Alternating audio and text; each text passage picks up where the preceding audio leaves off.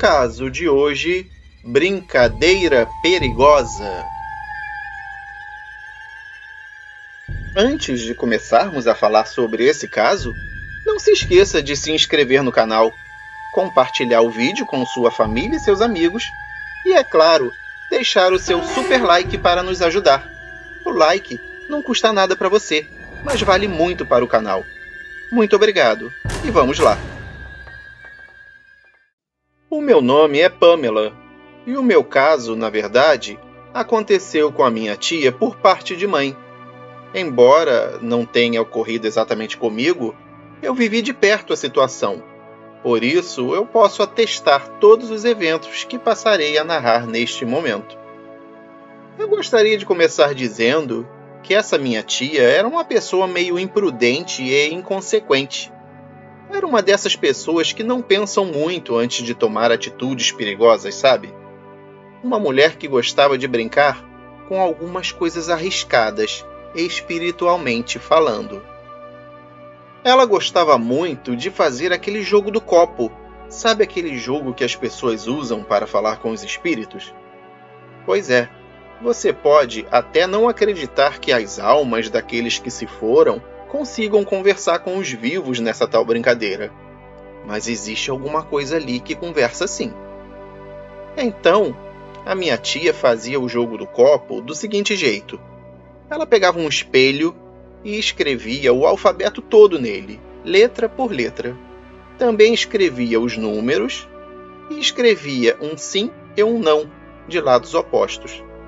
Para jogar, ela usava um copo de vidro bem leve e pequeno.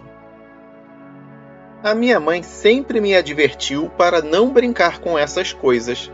Ela detalhava muito bem a sessão de tortura pela qual eu passaria se desobedecesse ao seu conselho. Por essa razão, entre outras, eu nunca tive vontade de fazer isso. E depois de ler algumas histórias sobre as pessoas que fizeram, eu me sinto aliviada por nunca ter feito essa brincadeira do copo. Bom, o que aconteceu foi o seguinte. O meu tio, marido dessa minha tia louca, era um miserável e irrecuperável alcoólatra, até o dia que faleceu. O caso começa por causa desse vício do meu tio. Ele foi internado uma vez em uma clínica de recuperação bem longe de casa, para, em vão, tentar se livrar desse vício. Minha tia e minhas primas estavam muito ansiosas com esse fato, pois sabiam que ele era uma pessoa bem difícil de se lidar.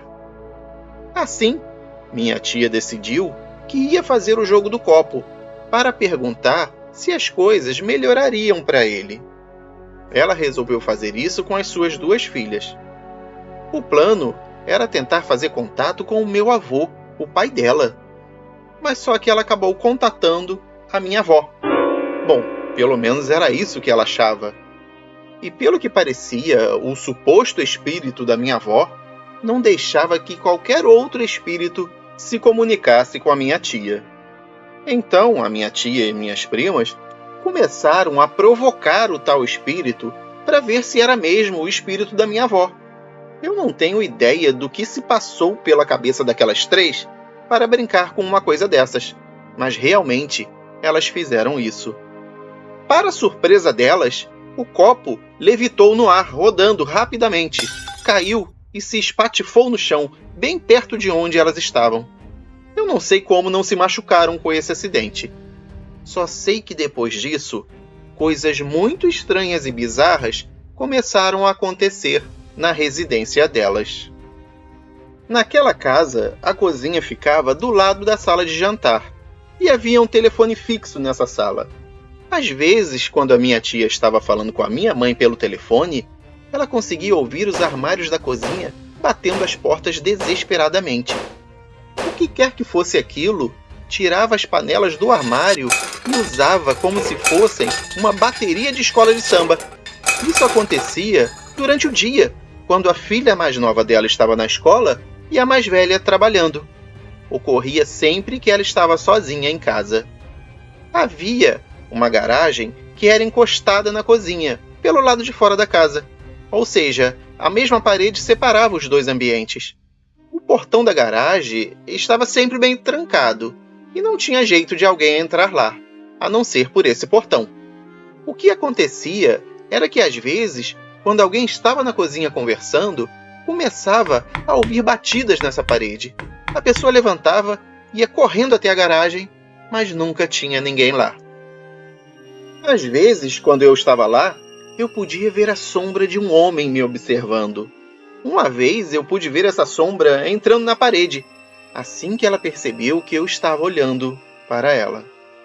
Também era comum escutarmos vozes chamando o meu tio pelo nome, mas quando íamos ver quem era, nunca tinha ninguém no portão. Outras coisas também aconteciam, mas essas são as que mais me marcaram. Infelizmente, o meu tio nunca teve jeito mesmo. Para você ter uma ideia, depois que ele saiu da clínica de recuperação, ele foi comemorar a melhora dele enchendo a cara. Ele nunca deixou de beber, o que custou o trabalho dele e todas as suas economias. Esse vício também já estava destruindo seu casamento, o que o levou a se suicidar mais tarde. A minha tia vendeu a casa depois disso, e eu nunca mais pude ir lá. Então, não tem como saber se as coisas estranhas ainda acontecem ali naquela casa. Bom, essa foi a minha história. Sei que não é grande coisa, mas eu reafirmo, foi tudo verdade. E esse foi mais um caso para ouvir no escuro. E você, acredita nessa brincadeira do copo? Já brincou com isso? Se ainda não brincou, você teria coragem de jogar? Conte aqui nos comentários. Queremos muito saber a sua opinião. Obrigado.